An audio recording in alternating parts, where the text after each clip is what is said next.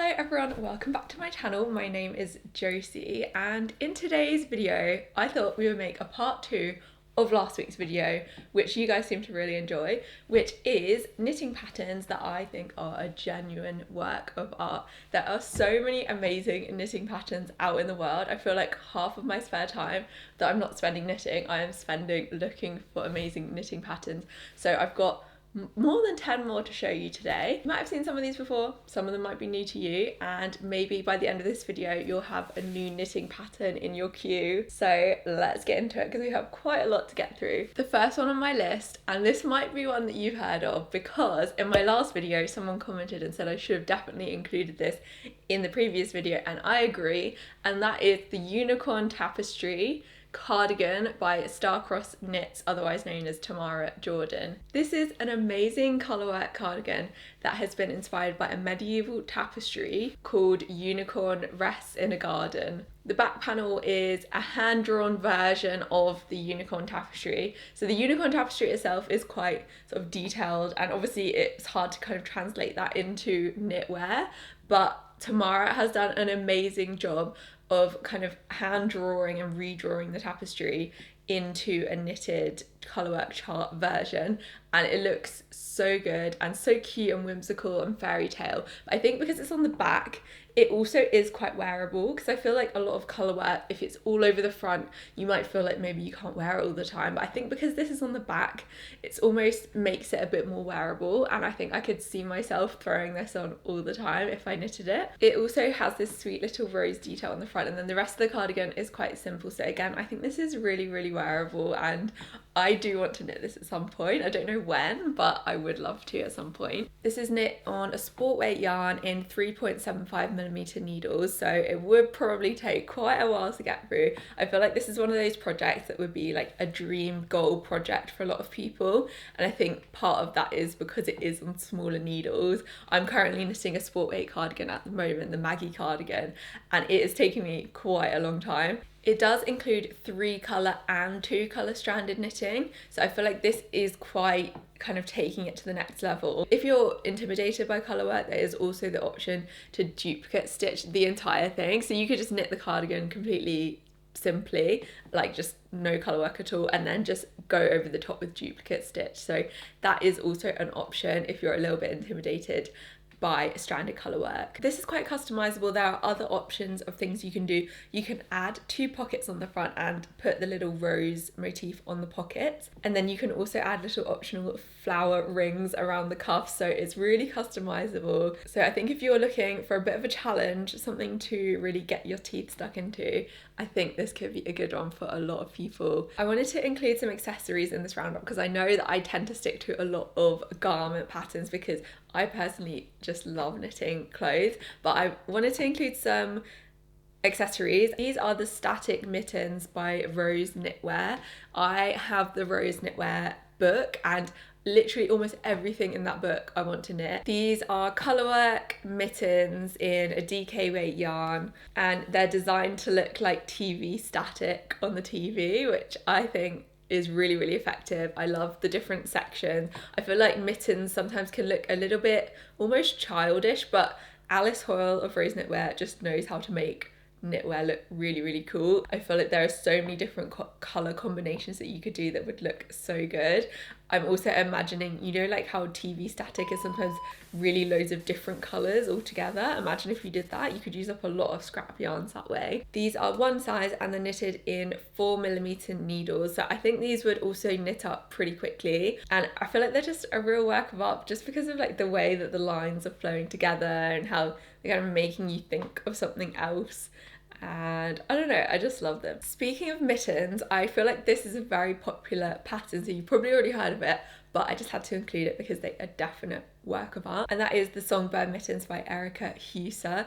These are an amazing colourwork pattern with a bird on the front of sort of the back of the hand, and then inside there's this intricate design, and the whole thing just feels really magical and amazing, and it's genuinely a work of art. Like, I think I saw someone, I can't remember where I saw it, said that they gifted these mittens to a friend and their friend put them on the wall because they were such a work of art in their eyes. And I genuinely feel like if I made these, I wouldn't want to just shove them in a pocket or in a cupboard. I would want to like display them somewhere where I wasn't using them. I really like the idea. So I feel like maybe I want to just knit them so that I can like put them on the wall, especially in the summer. Like, you're not going to be using them, so you might as well have them up on display somewhere in your house. These are done with 2 colour strands, so I feel like maybe they would be, I feel like I've seen a lot of people mention that even if it's their first time knitting them, they found this pattern really easy to understand. And I've also seen a few people make a few modifications with doing like Latvian braids and stuff around the cuff, which I think is quite cool. And there are so many different colours you could do for these. I feel like maybe like a brown and a cream could be really nice. You would want to make sure that the contrast was high enough between the light and the dark colour, just so that it would show through. I've also seen a few people doing it with green and white, which I think looks really, really good. And then obviously the blue and white kind of reminds me a bit of the porcelain sweater by Lynette as well, just that kind of porcelain vase effect. I feel like with the blue and the white, that looks really good as well. Moving away from colour work for a second, this is the Savoy Truffle Sweater by Kokiko Inui, who I believe is a Japanese designer, and this is available in English and Japanese. And this is definitely not for everyone. I feel like this is quite a crazy, fun lacework jumper. It's got lacework, it's got bobbles, it's got a little ruffle sort of halfway down the jumper, and then the sleeves are kind of these big balloon sleeves, and I just think it looks really cool. I've been looking through some people's projects on Ravelry, and I just love all the different versions that people have made of this. I think it's really fun. Definitely wouldn't be something that you could wear like every single day, but I think it would still be super cozy and comfy. You could wear it with jeans, you could dress it up for going out. And if you've been looking for kind of a quirky, slightly crazy lace design, this could be a good one for you. It is worsted weight on 5mm needles, so kind of medium amount of time it would take. I feel like doing bobbles, I've heard, takes quite a long time. I've never done them myself, but potentially that could take a little bit of time. But then once you've done all of that stuff at the top, then you're just going down. This is knitted top down, and it's a circular yoke, so you're just working in the round, which makes it nice and easy as well. Annoyingly, this only goes from size extra small to extra large, so it's not a massive range of sizes. At the time of recording, there are 104 projects on Ravelry, so quite a few for this design. But I feel like with the lace motif and the bobbles, I would definitely consider this one a work of art. And it's definitely one if you want a bit of a fun lace project. Another lace cardigan that I'm loving at the moment is the Lyrebird by Marzena Kolacek.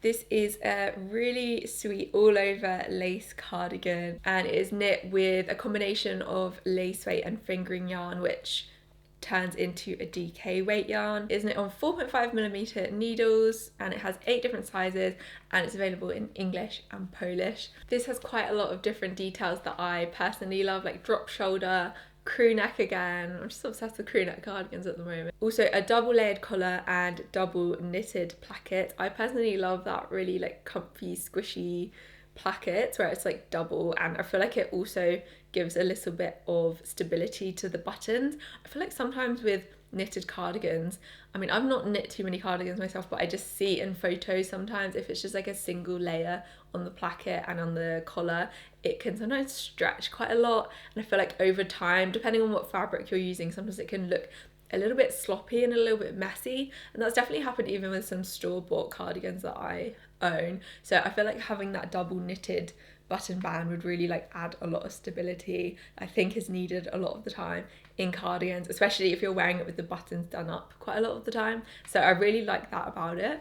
This is top down and completely seamless, and it also has German short rows to shape the shoulders, so I feel like this would be a really well-fitting cardigan. And I just feel like the lacework is so pretty and romantic, and it's just definitely a real work of art. This one is a bit of an interesting one. It is a recreation of a Schiaparelli vintage knit design, and it's a free pattern. It's called the Schiaparelli Bow Knot Sweater by Lisa Stockbrand. This all came about as part of an exhibition at the Philadelphia Museum of Arts, Before that exhibition, Lisa Stockbrand, who was working on the exhibition, decided to take the original sweater and write a new knitting pattern for it, using a slightly larger gauge than the original design and kind of accommodating it for a bit more of a modern fit. Now this is basically a sweater that has a bow knitted in colour work on the front. Again, this wouldn't be for everyone, but I think if you are really into fashion and fashion history and art history, I think this would be a really cool one to knit up. My only concern is that I don't love really tight fitting sweaters, and this is obviously quite tight fitting, so I feel like maybe I would knit one size up just to make it a little bit more oversized. I think it's really fun that it is replicating our old vintage Schiaparelli. I personally obviously could never afford anything from Schiaparelli, but I just love looking at Schiaparelli's modern day, like whenever they have a show on, I'm always looking at it. I just love it. Their jewelry as well is really cool, and I just love how they're always sort of referencing back to the old Schiaparelli in the modern designs. So I feel like this is kind of a way to have a piece of that for yourself at home without having to spend any money potentially if you already have the yarn in stash, because it is a free pattern. It's just on Google Docs, you just click through and you have the pattern. I just always had my eye on this. I think I saw it like right as I started knitting, and I was just thinking, you know, this is just a really good example of how you can kind of bring art and history and sort of real like high fashion stuff but doing it at home, which I think is really cool, because obviously that sort of world is not that accessible to most people, including me. So being able to potentially knit a little piece of your own fashion history at home, I think is really cool. This is, even though the gauge was increased, it is still very small, so it is knit on fingering weight yarn with 3.75mm needles, so this wouldn't be a quick knit.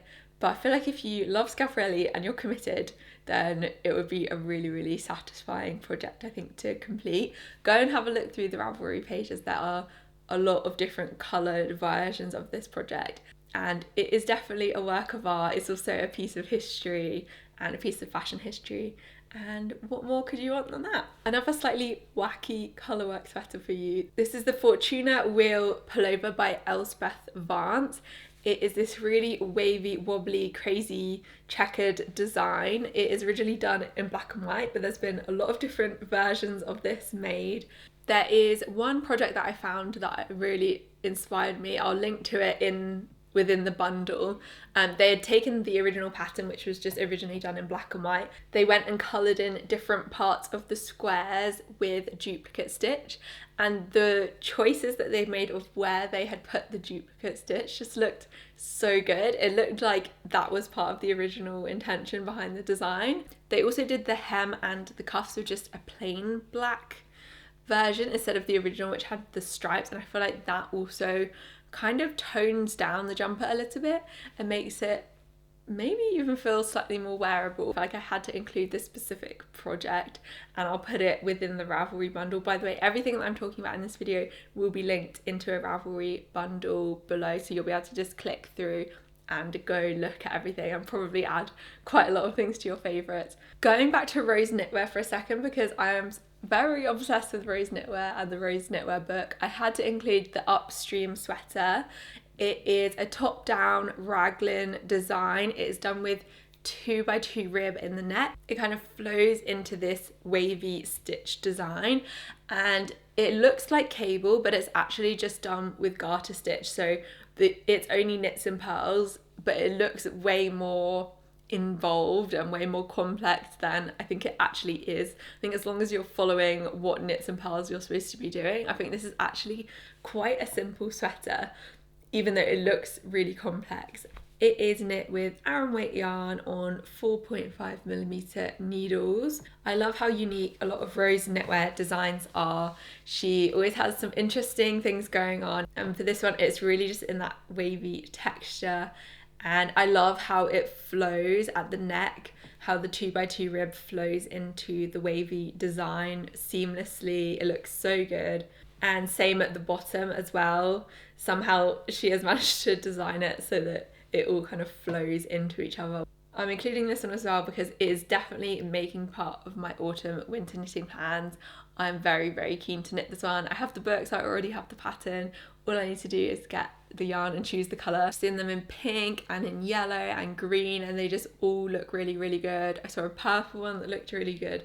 Pretty much any colour, because it is, obviously it's textured, but there's not anything much else going on because it is quite a simple raglan. So I think with this one, a pop of colour would work really, really well and kind of enhance the texture as well. I probably wouldn't use a heathered yarn for this, because then I think it's too much going on with like texture and colour and the wavy pattern. But I think with a solid bright colour, this would look really, really good. Another one that has been catching my eye a lot lately is the line top by Pernille Larsen of Knitting for Olive. This is just a simple tank top, but the way that the waves are designed, they're kind of thinner at the strap and then they increase as you get down, and it kind of draws the eye up and down the body, and it looks really good in all different size ranges. I really appreciate that Knitting for Olive uses different size models to show the same design across the size range, and I just love the way that they market their designs. This is done in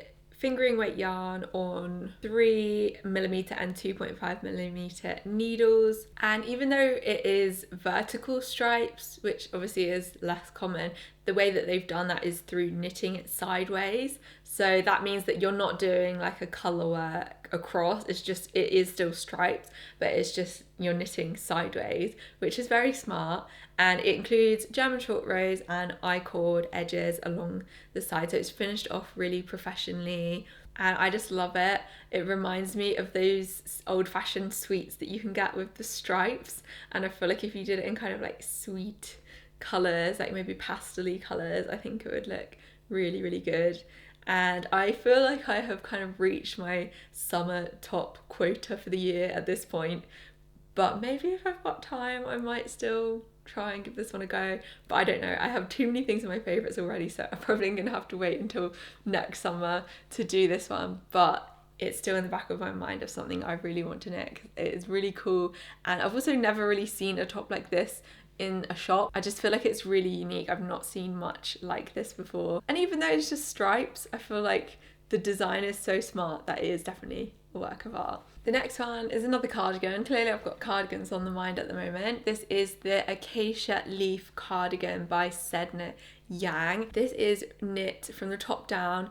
It does involve steeking, so if that scares you, you might want to stay away from this one, but it is very, very beautiful. It is definitely a work of art. It is light fingering and 3.5mm needles. It is knit in 8 sizes from extra small to 4XL, which is a nice size range. I feel like anyone who'd knit this, it would be such a timeless piece that you would just keep in your wardrobe literally forever and pass down to your future generations, etc, etc. It is that kind of pattern. And so if you've been looking for something like that, this could be one for you, and let me know if you do decide to take this one on, because I think it would be a lot of work but definitely so rewarding. And finally we have the Gleno Pullover by MJ Whims of Ellis Knitwear. I just thought this was a really interesting combination of stripes and like pattern I hadn't really seen in many other places, because I personally love stripes at the moment, and then the fact that it's like a stripe with something else overlaid over the top I thought was really interesting. Kind of reminded me of the spot sweater that I did in the other video, in the sense that I think you could play around with these stripes and patterns quite a lot. I think you could probably use up a lot of scrap yarn, maybe do some sort of fade with it. I think there could be a lot of interesting ways to play around with this design. Or you could also just keep it really, really simple. I do really like how they've just done a grey version. Obviously there's quite a lot going on, so maybe just keeping it simple and doing some sort of grey or maybe brown version could be quite cool as well. This is knit in fingering weight yarn with 3.25mm needles, so again, this one wouldn't be quick, but I think it would be a very cozy sweater that I feel like is very wearable. It's something a bit different, but it also would just go with a lot of things in your wardrobe, and it's kind of designed to have a bit of an 80s oversized fit, which I really like in sweaters. It is done bottom up and it is steeked, so again this is another steeking project. So if you've been looking for some steeking projects, that is potentially another one. I've seen this one also styled on a lot of men and women, so I feel like it's definitely a true unisex design, which is always nice as well. There are also 9 sizes of this one, so a nice size range. I also appreciate it when they say what the positive ease is of the model. So in this picture of the model, this is with 25 centimeters of positive ease, which I feel like positive ease is a very interesting and personal question. I think a lot of people are against the massive positive ease jumpers, but I personally love them. So that is all I have for you today. Thank you so much for watching. If you haven't seen it already, there is a part 1 version of this video. It doesn't really matter which order you watch them in. So if you want more knitting patterns and you haven't seen that one, go check that one out. If you haven't noticed, I've got a new background. I have been tidying up my room and I've got a new cork board on the wall with my swatches, and I've reorganized my yarn stash and my knitting books, and I've got a little hanger on the wall so I can hang up my whips, and I'm very much loving my new space. So I hope you enjoyed the aesthetic background. Hit subscribe if you haven't already, and I'll see you in the next video. Bye!